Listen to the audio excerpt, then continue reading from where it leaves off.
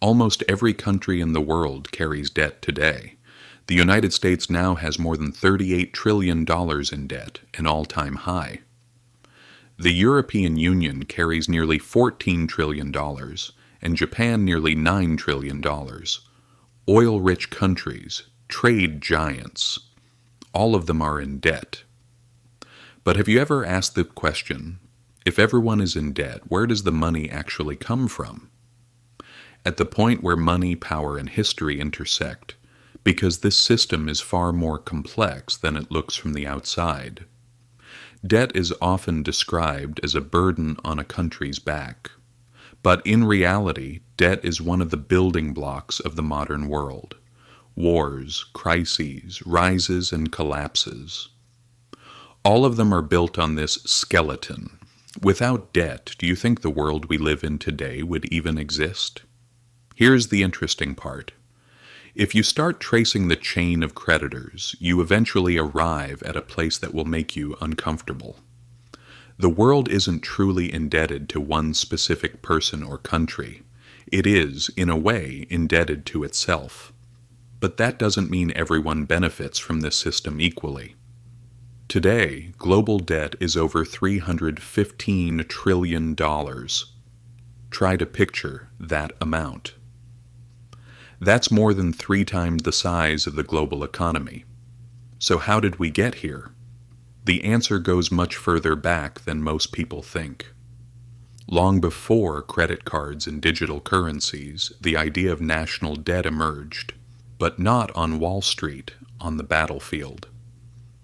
In 1694, England was at war with France, and its gold reserves were running out. The king went to the merchants and made them an offer. Finance me now, and I will pay you regular interest in the future, funded by the taxes I collect. To manage this arrangement, the Bank of England was created, and something changed. The state could now spend money it didn't yet have. In return, investors received something incredibly powerful, the state's promise, a tradable pledge. This is how what we now call bonds were born. That model spread worldwide. France copied it. The Dutch refined it. America financed its revolution and expansion through it. Debt was no longer a weakness. It became a sign of credibility. If you could borrow, it meant you could govern.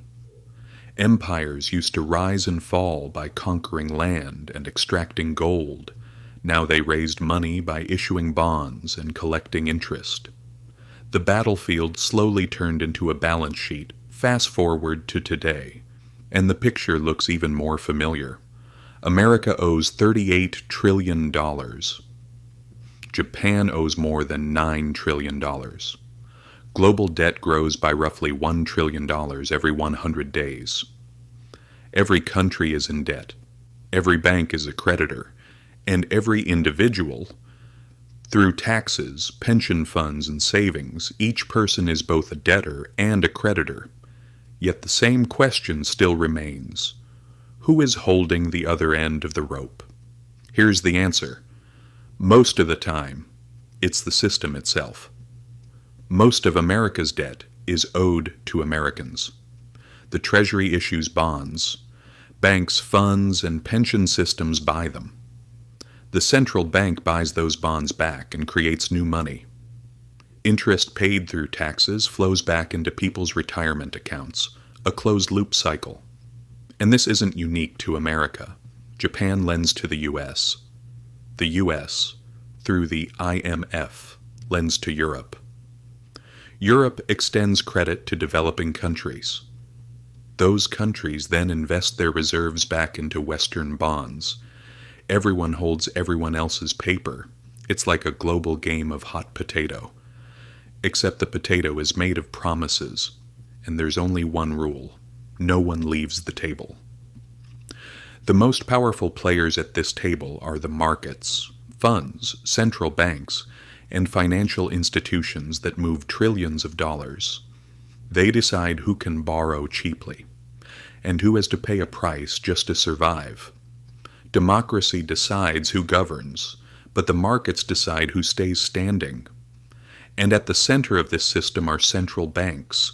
They don't just manage debt, they produce it. Every unit of money in circulation is the counterpart of debt somewhere. There's no such thing as debt-free money. This cycle has kept the system alive for centuries. And perhaps the most unsettling truth is this. This system wasn't built on fairness. It was built for survival. Someone always pays the price. And those who understand this don't romanticize the system. They stay prepared.